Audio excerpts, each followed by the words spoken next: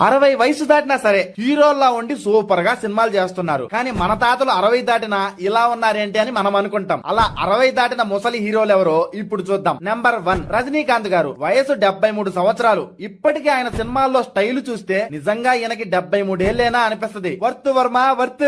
Next Chiranjeevi గారు 68. అన్నయ్య సినిమాలలో ఇప్పటికీ ఆ డాన్స్ ఆ ఫైట్స్ చూస్తే ఈయన వయసు ఏంటి, ఈయన ఎనర్జీ ఏంటి అని మనం అనాల్సిందే. మెగాస్టార్లు ఊరకే అవురు కదా మరి. నెక్స్ట్ నాగార్జున గారు 64.